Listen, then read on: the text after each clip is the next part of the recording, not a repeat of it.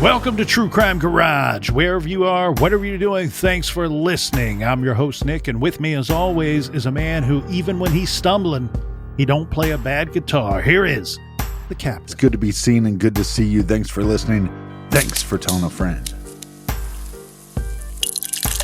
This week, we are drinking Tower Station India Pale Ale by the good folks over at Mother Road Brewing Company in beautiful Flagstaff, Arizona. If you've never been, I highly recommend. That's one of my favorite cities out there in Arizona. And want to give a special shout out to the awesome folks, the staff and owners over at Mother Road Brewing Company, because we are drinking this beer today in the garage because they gave some of this beer, their great beer, to our mother. So shout out to Barbara Jean, who brought this back from one of her trips very recently. And this is delicious stuff here. This is great beer. Check out their beer, Tower Station India Pale Ale, ABV 7.3%, garage grade, 4 3/4 bottle caps out of 5.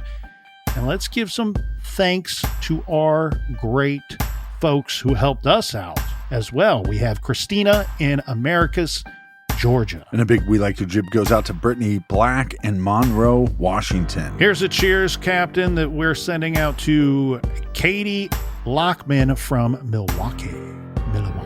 And a big tall cans in the air to Marissa Bank in Columbia, South Carolina. And last but certainly not least, Captain, we have Pete and Repeat up in Calgary. Everybody we just mentioned went to truecrimegarage.com and helped us out with this week's beer run. And for that, we thank you. Yeah, BWERUN beer run. Hey, you want a discount on some merchandise? You want 25% off? Then go to truecrimegarage.com, click on the store page, pick yourself something up nice, and use our promo code GARAGE2025 for 25% off. That's GARAGE2025, and that will be good for the next week or so. So make sure you pick up some swag in the TCG store, and that's enough of the business. I highly recommend the sunglasses. All right, everybody gather around, grab a chair, grab a beer. Let's talk some true crime.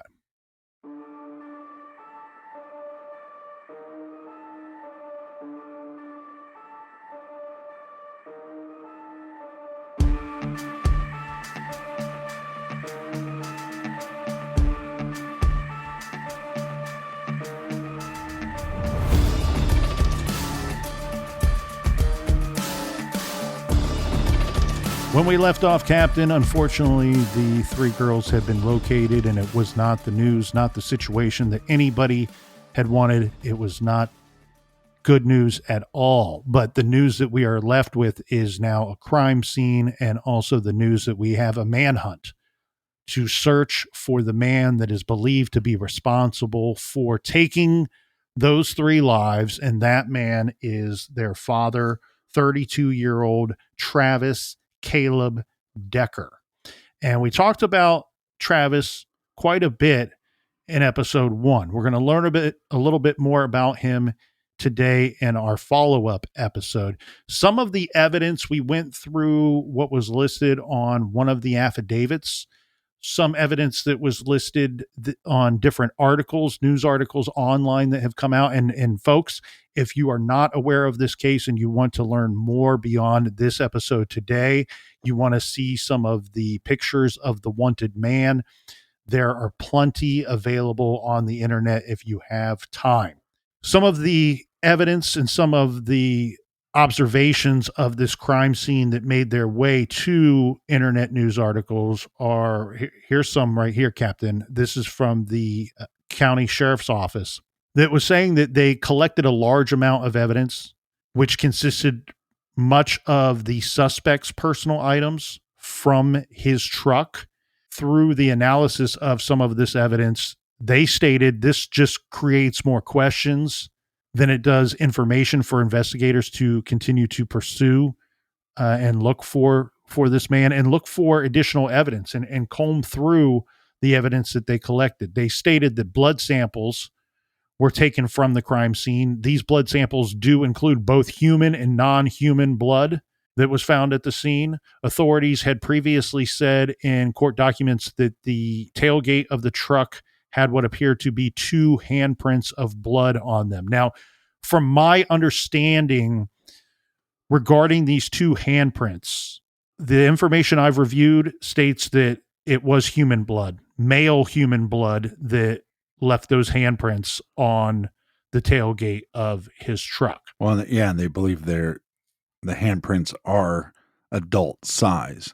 I don't know if they came out and said if they believe if it was a male handprint or a female handprint. Yeah. So there are a couple places, not saying that it's 100% confirmed, but a couple places did state that it was male. Then if it were to be that, of course, obviously you would suspect that it was in fact Travis's blood.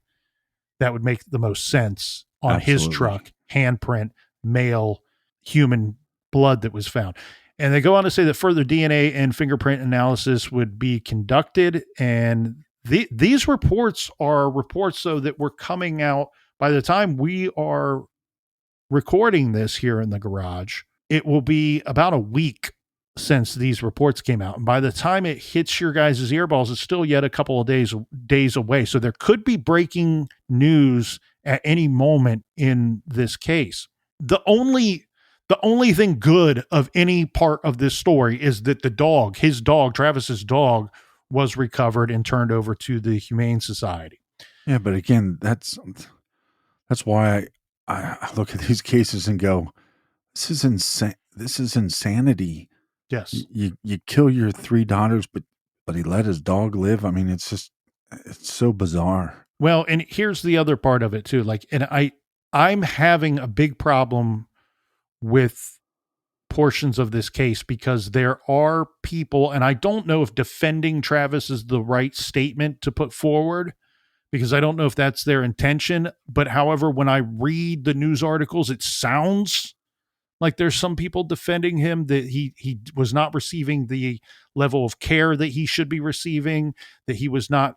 And look, I agree with that. However, there appears to be a certain level of planning involved with these actions. And so I'm not going to go down that road. I don't know who. This is horrible.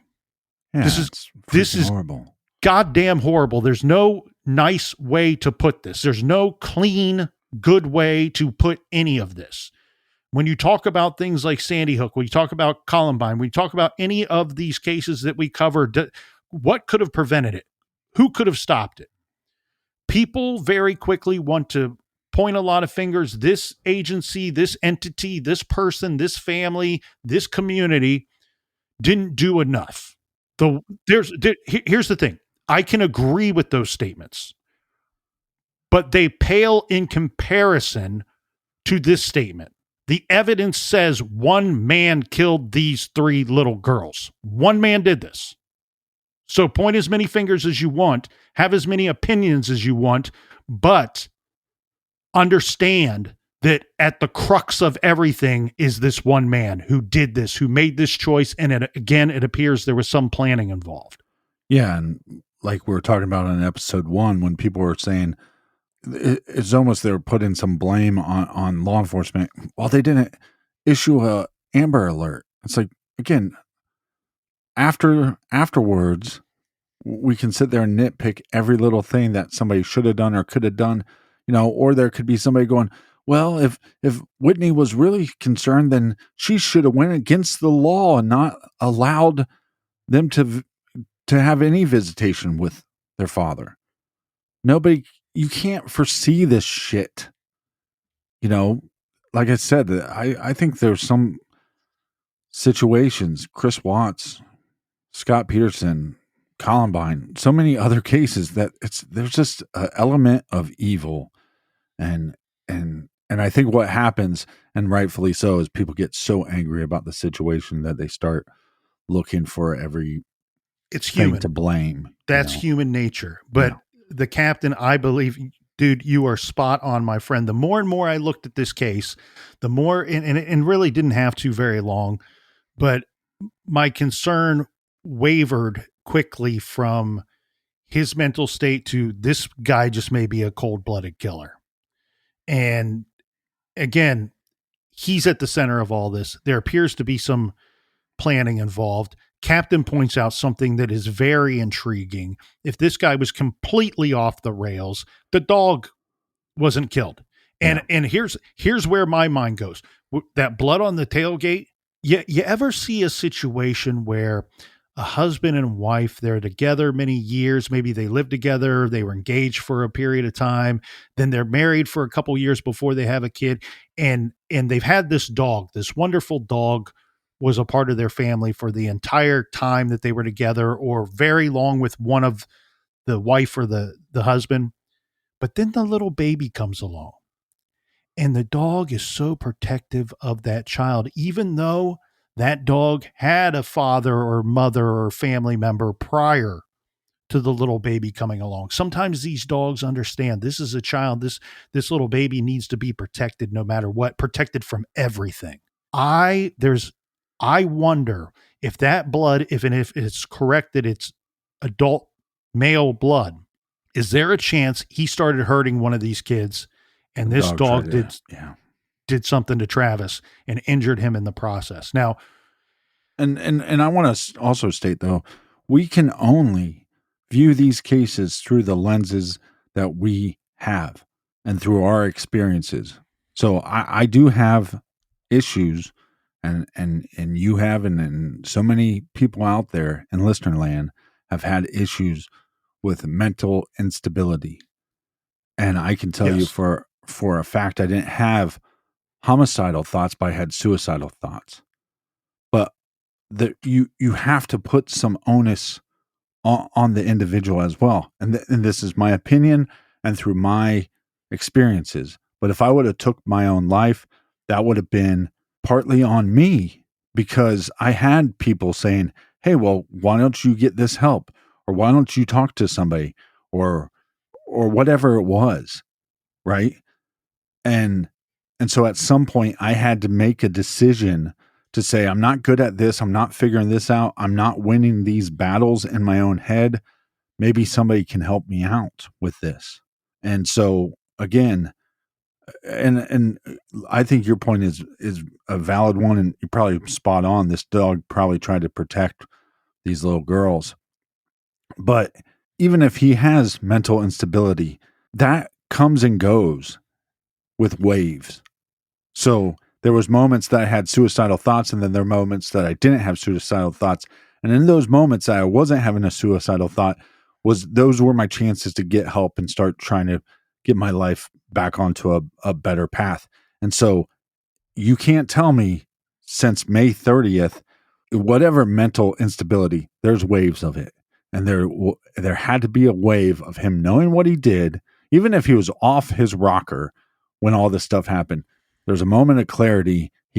At any point he could have turned himself in. At any point he could try to make contact, but that's not what happened, you know. So Well, this, like I said, this is evil shit, you know. well, and shout out to one of my favorite rock and rollers of old, Ozzy Osbourne. But if this dude was full on going off the rails of a crazy train, we've reviewed cases like that. I've reviewed cases like that. You see them in the news, and you see them in the newspaper. Unfortunately, with a good amount of frequency. Guess where they find the perpetrator? Still at the crime scene. Right. Still at they usually don't flee, and when they do flee, their egress makes no sense, and they're easily apprehended. They're quickly caught. We sit here today, and he's not. And I tell you, the more we go through this, the more you're going to see that there was some level of planning involved. Let's start here. Let's start here. Dog was unharmed. Now, was that just happenstance? Possibly.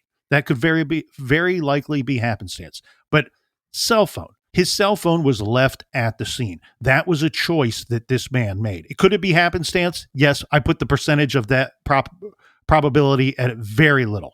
I think he chose not to bring his cell phone with him because he chose to flee. And when he chose to flee, given his background in the military, he understands at some point it's human nature. I'm going to be compelled to check my phone or turn it on or do something with this phone at some point. The longer on a long enough timeline, I'm human, and I will turn on this phone, and then they will find me. They will hone in on me. So he had the wherewithal to go, you know what? I'm not going to bring that temptation with me. I'm going to leave that behind. One of the things I find fascinating in the true crime world, and I haven't, this is just a thought that just popped into my head. So prepare yourself. You've not explored it. Yeah. But it seems to me with certain cases, like, I was watching that documentary last night on the Gilgo Beach murders, and you have somebody like Rex Heuermann, where we don't know the full details. We don't have a ton of information about Rex, but it seems like the true crime world has just kind of went, okay, well, they must have a bunch of evidence on him, and there's not this groundswell of, well, he's probably not the killer. But in other cases, like the Delphi case, you then get a groundswell of people doing the opposite, where they go, well, I don't know if we can trust law enforcement, and maybe he's innocent. It's weird that in some cases, the whole true crime community just kind of goes, okay, this guy's probably guilty, and then we're going to learn more about it.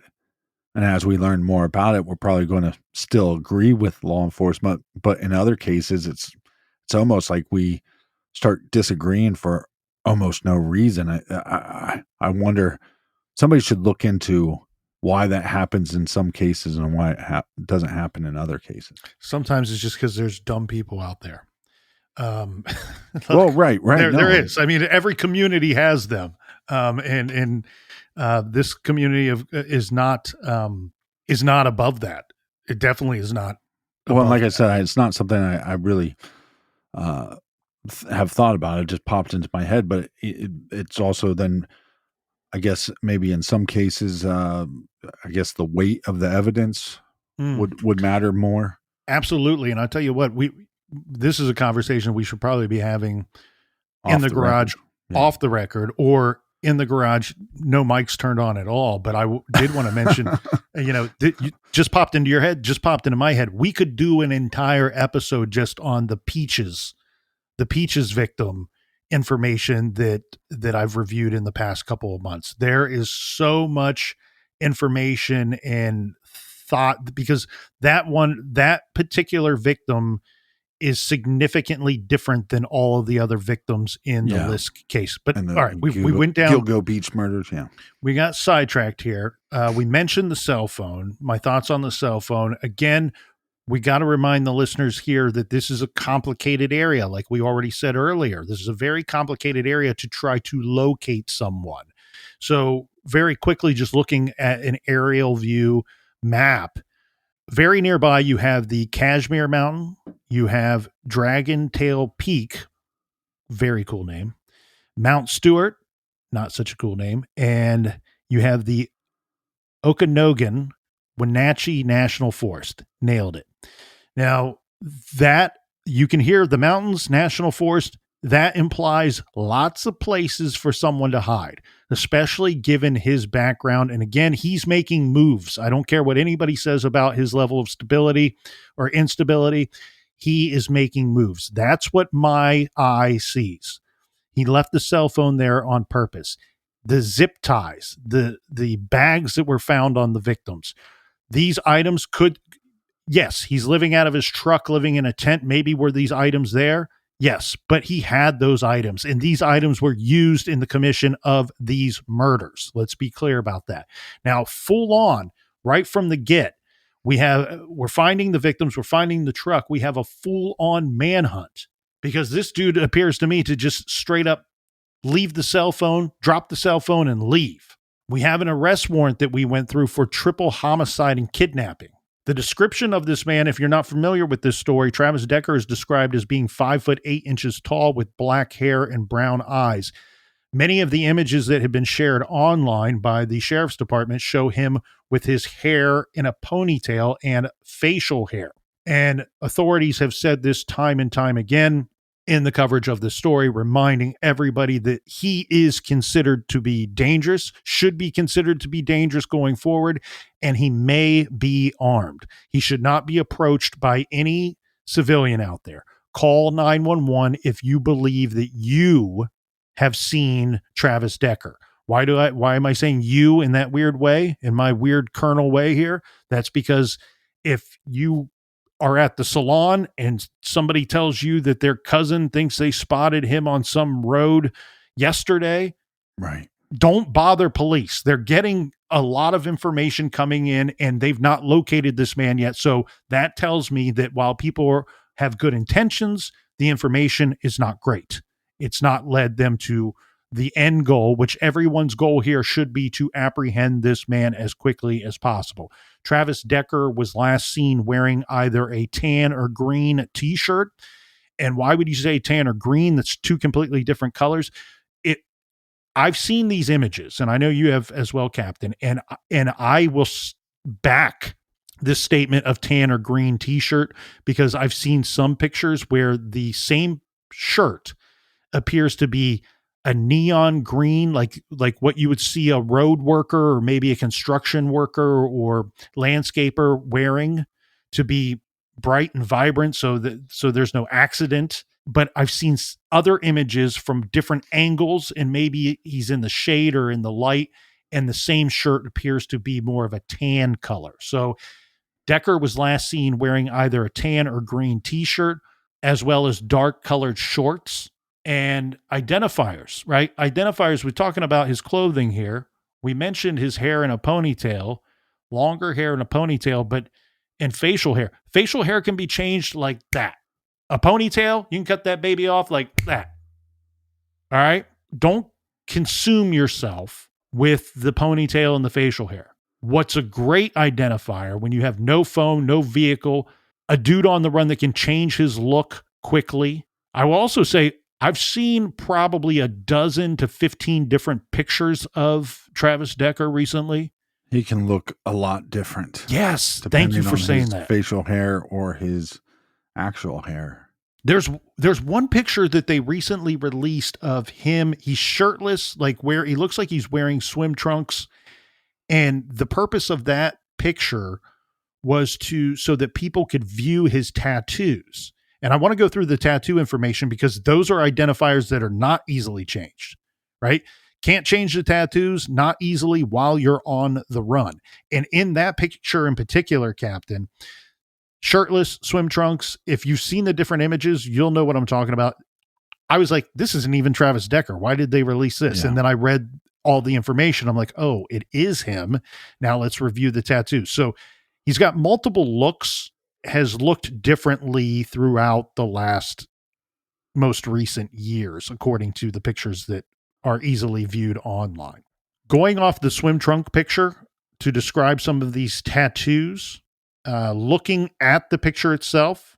So when I say it's left-hand side, this would be his right-hand side.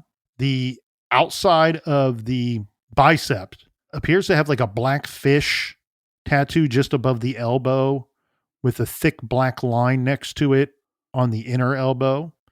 Then on the inside of the forearm, there's like a black skull with maybe a parachute or maybe a cigar out of the side of the mouth and some kind of smoke coming up, but some kind of black wording is there as well. He's got a bunch of tattoos. On the right side, shoulder, bicep area, there's 2 lines of black lettering, drops into black and purple. Maybe these are clouds or something, but this looks like a rather big tattoo. It covers up nearly the entire bicep, if not the whole bicep, but it's a little too blurry for me to tell exactly what it's supposed to be. And then it goes into a flag on the inside of the bicep. Under his armpit area on the one side, there's a black tribal symbol tattoo that appears to me to be wrapping around to his back. And on his forearm, there's 2 black parallel lines that wrap around. He also has a tattoo on his ankle, which appears to be a woman. It's a picture of a woman with long hair.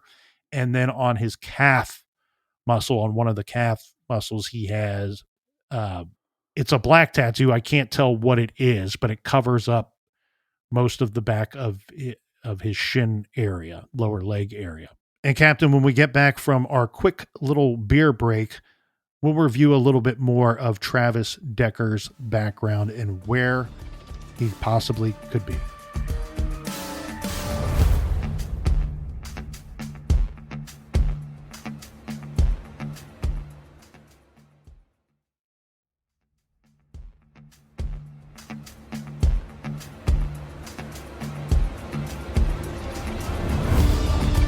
All right, we are back. Cheers, mates. Cheers to you, Colonel.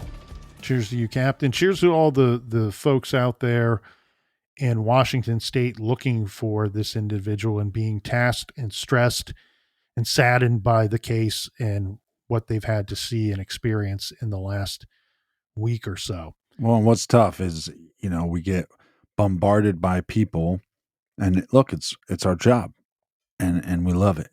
We're obsessed, right? So we get bombarded by people saying, "Hey, what's going on with this Travis Decker guy?"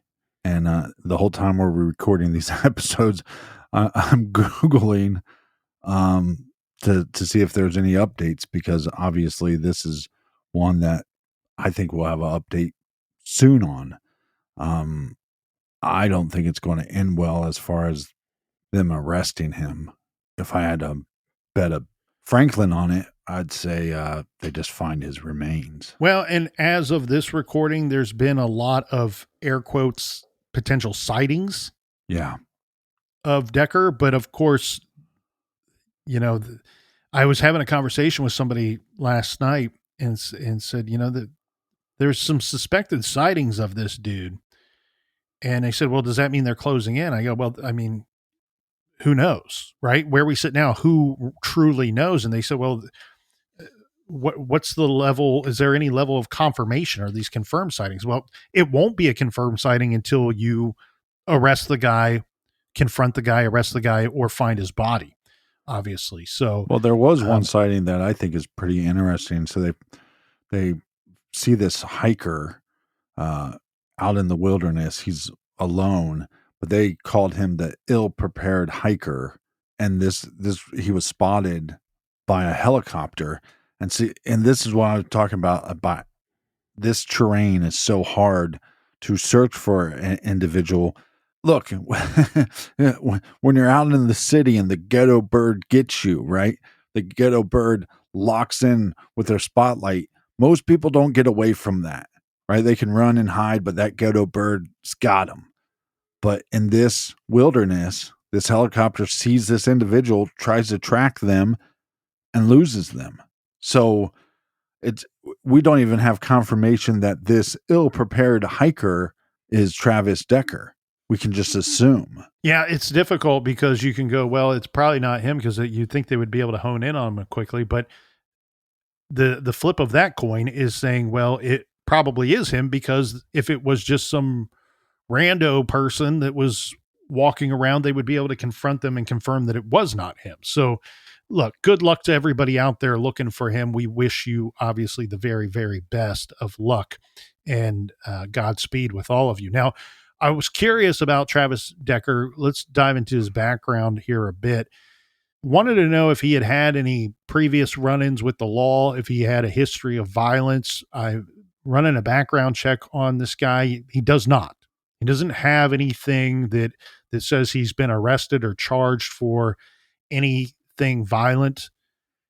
The one thing that I did call into question, there was a judgment in May of 2024 for over $13,000 here. I don't know if that has anything to do with the divorce or with the child support, but that certainly is something to consider when you factor in he was having what's reported by many people as financial troubles. He had no real place to live.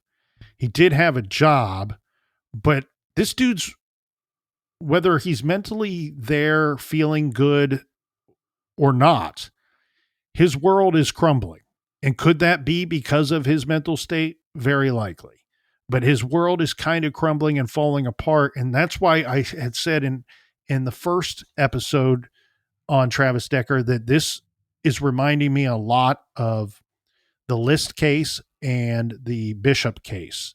from one of the arrest affidavits, it does go into some of the marriage information, some of the background here. And if you allow me, I'll go ahead and read portions of this. This is from his ex-wife, Whitney. It says, Whitney explained that she and Decker were married for about 7 years, but have since been divorced for a few years. And while this document says they've since been divorced for a few years, just keep in mind that sometimes these divorce proceedings can be lengthy, and we have other information that says that it may have been just that. It goes on to say she explained the divorce was civil, and initially Travis had housing and was allowed overnight visits. However, when he lost housing, the parenting plan was readdressed to accommodate accordingly. Whitney denied any domestic violence during their marriage, but did mention moments of power or control that he used. She provided the examples of randomly leaving or waking her up by screaming at her in the middle of the night. She also said near the end of the marriage, he was diagnosed with borderline personality disorder, and she believes he currently does not take medication for this diagnosis. All right, taking a break from the document here just briefly. Yeah. One thing I want to point out, and again, we can't say with 1,000% certainty, but from everything we're seeing and everything we're reading on this case, what complicates matters about what's going on with Travis and what plans he may have had, it gets very complicated and very difficult because I would describe him very much as a solitary man. Okay. Where are we getting the most information about this guy on a personal level? We're getting it from his ex-wife, who he doesn't live with. Right. We're getting it from his boss, who only knows him when he shows up for his 9 to 5. Both of them saying we have mental health concerns with this guy. He doesn't have a stable place to live, meaning we're not hearing from his family. We're not hearing from neighbors. We're not hearing from people that hung out with this guy a lot, that know about this guy, that know him at his core. He's a solitary man. We don't really know what is going on with this guy. There's so little to report on him because he's kind of removed from everybody. And saying that my heart is broken is probably an understatement for Whitney, but what I like about what she is saying are the statements that she's making and the statements that she has made to law enforcement from the beginning is that she's not trying to sugarcoat anything, but she hasn't lied to paint him in a negative picture, if that makes any sense. Like when she goes to report this to the cops, she says, well, look, this is not normal. He's normally on time. And so again, I think whatever she's stating has been very truthful, and she's not trying to just paint him in the worst light. Exactly. And I feel like with her that we are getting just the facts, ma'am. And I think that can be helpful. And you'll see that as this report continues. So this is where she is talking about after the divorce. Okay. We talked a little bit about when they were still married, when they were still together. She's telling law enforcement that they have a good relationship. The overall relationship is reported to be good, and the children enjoy spending time with Travis, with their father. Whitney also reported no issues with recent visitations and stated her and Travis are communicative with issues surrounding them. And if either would ever be late for any reason, this is something that is discussed. There's communication. They reach out to one another. So she's saying there's never been any problems. She's not also saying he's always been incredibly punctual, but when in the past, when he wasn't, or if there was going to be a delay, that he's notifying her. It goes on to state that the parenting plan provided by Whitney specifies the visitation hours, which we went through. It also touches upon considerations for holidays and for birthdays that we did not go through. I still just can't imagine what she's going through. She does point out notable concerns here. And she does state that as far as the parenting goes, Travis has neglected his parental duties in the past and has a long-term emotional or physical problem that gets in the way of his ability to parent. The plan also notes details about access to the children and the ability to talk with them via cell phone when needed. Whitney said they agreed to the plan. So the plan that we discussed on the first part, she says they agreed to it verbally, but she stated the signature line on the court document for that parenting plan that Travis refused to sign it, but it appears he was adhering to it. Right. She goes on to state that Travis Decker is also supposed to seek mental health treatment and domestic violence anger management counseling under that parenting plan. She states to her knowledge, he has not done so on either regard. She also mentioned to police a recent ticket being a financial burden for him, along with garnished wages due to back child support. Okay, recent ticket. I did a little digging on what could that mean. So one of the things that the officers found, remember when they were, she says, hey, he drives a white pickup truck, but I don't know what kind of truck it is. Right. Well, then when they looked into his registration and found that he was registered and for the make and model of that truck, that GMC Sierra 2017 white that they found at the crime scene, they quickly figured out that on the Tuesday before he abducted the children on that Friday, on that Tuesday, he was in some kind of collision, some kind of car accident that I don't know if he was deemed to be responsible for the accident, but the officers reported that at the time he didn't have any insurance. So it's what I could find here, Captain, was that he was cited for multiple infractions. So ticketed for multiple infractions. The one that seems to stand out, I couldn't get the particulars of them, with the exception of one of those infractions was driving without insurance. Unfortunately, Travis had recently been talking about getting rid of his dog due to his housing problem and further financial concerns. And she does state to the officers, look, his children and his dog are the two big positives in his life. He's got, as we said earlier, a lot of stuff crumbling around him. Life's not going good for this guy. But the positives, she states, were his dog and the children. She also says that in the past, there have been overnight camping trips that were allowed by her for Travis and the kids. But she says in those scenarios, it was agreed upon well in advance. It was discussed well at length to put in a plan for that. And the kids were sent with the proper provisions for an overnight trip, where they were sent with additional clothing and whatnot. And she says in this case, this was not communicated to her ever. There was no discussion of an overnight trip. And the kids, when they left my home, they left with the clothes they had on their backs.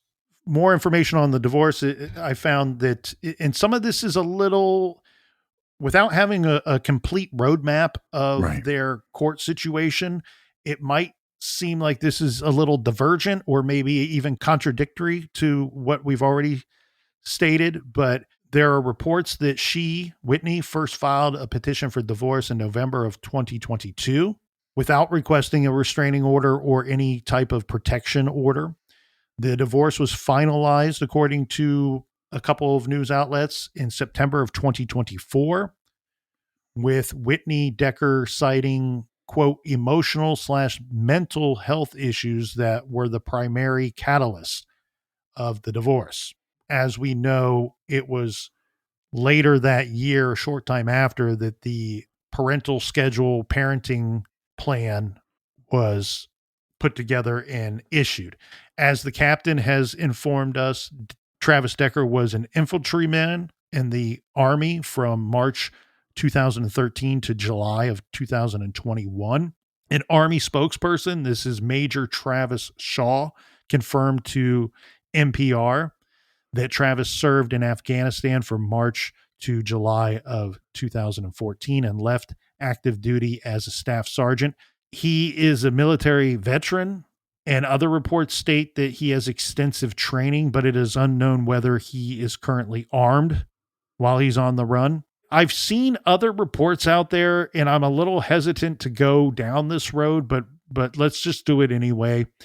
to err on the side of giving out too much information, and maybe some of it not being 100% factual. I've seen reports that say that he was a ranger, but it seems like the spokesperson from the Army information that's being put out there doesn't cite any of that. Well, no, and I had a friend for a while that was a Marine, and then after he was a Marine for a time period, when he went back into service, he went into the Army.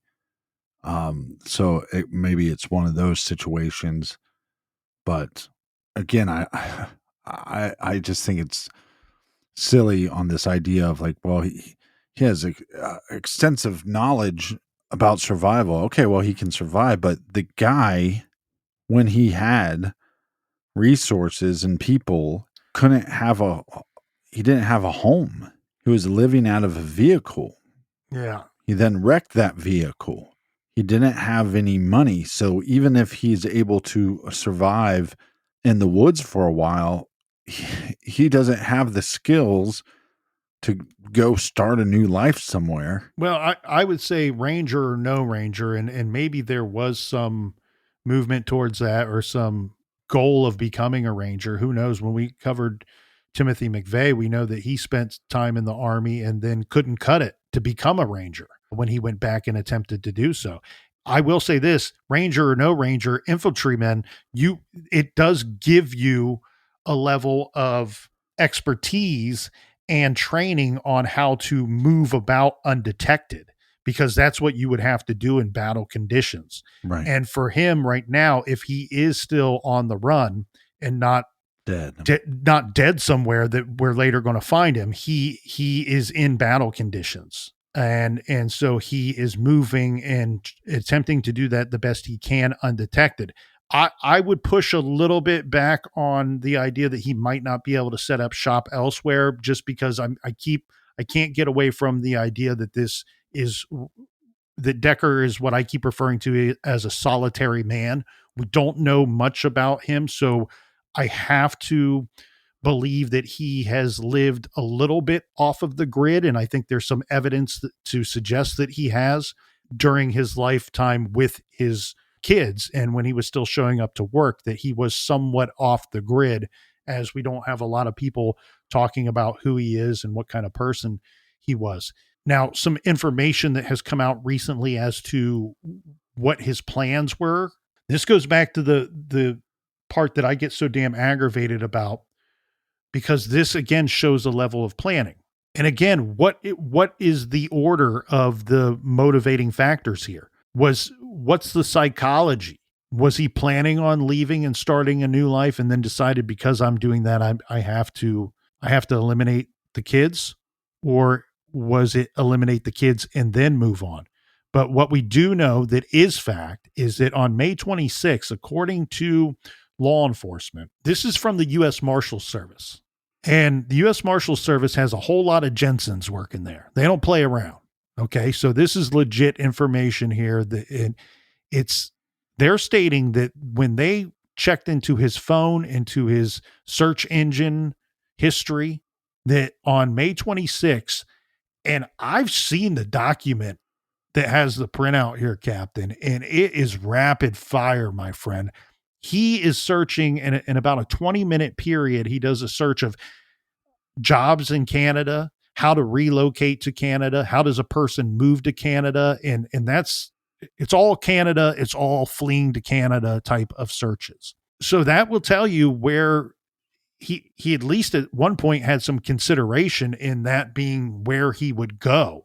On the 6th of June, we got more information. This was coming from the governor, Bob Ferguson, Washington Governor Bob Ferguson, called in the National Guard to help aid in this search for wanted fugitive, manhunt fugitive Travis Decker.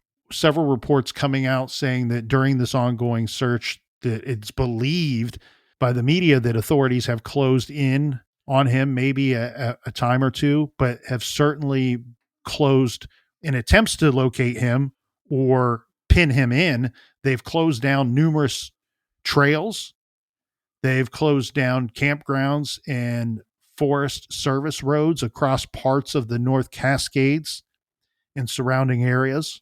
Parts of the Pacific Crest Trail have also been shut down as an effort to keep him inside this country. Okay, so if he were to leave, my understanding of this area, if you wanted to do it on the up and up and you weren't trying to hide, that this Right. Pacific Crest area is a natural part to leave the United States and go into Canada. I don't know how well that's monitored. It sounds like it's somewhat monitored, but look, if you're on foot and you're in the woods, there's a way around everything.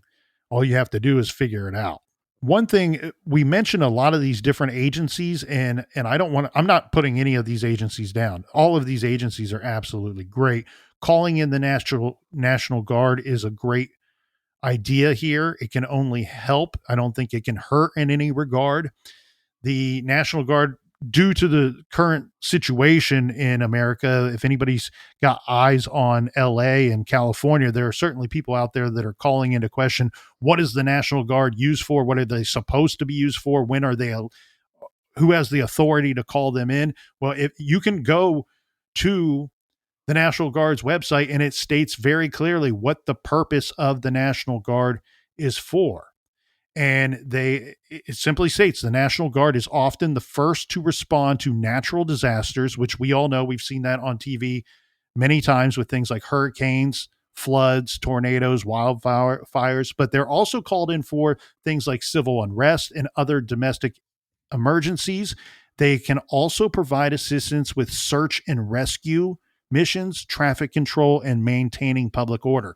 This here is a search mission, not necessarily search and rescue, but it is a search mission for this man. Now, another agency that I don't know if they are involved or not, but could certainly be helpful here is, look, just last week we were discussing another manhunt, completely separate, on the other side of the country.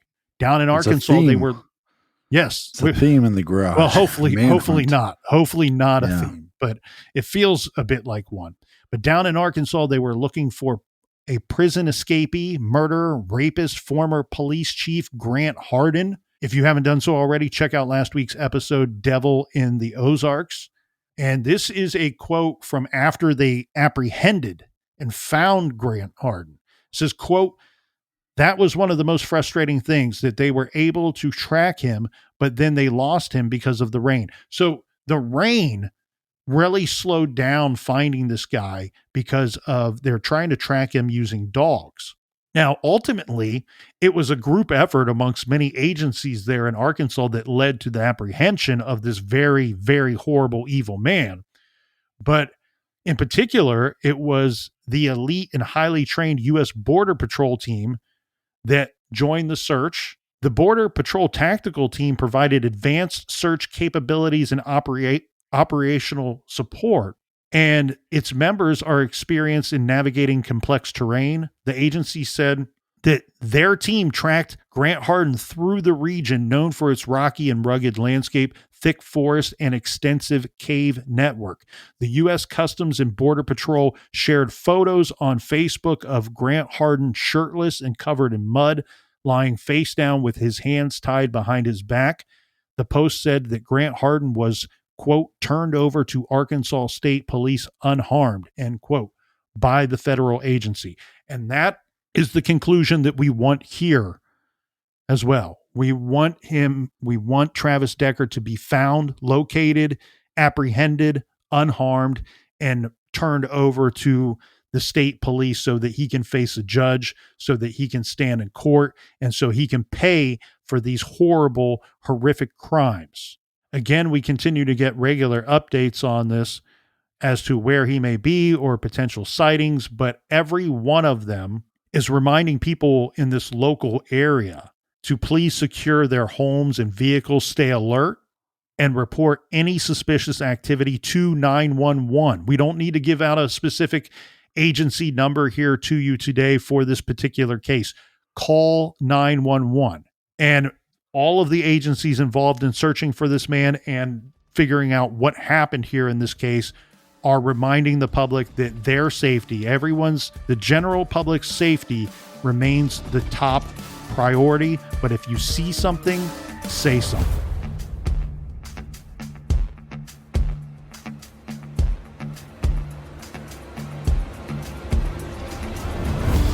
I want to thank you all so much for joining us here in the garage. For everything true crime, check out truecrimegarage.com.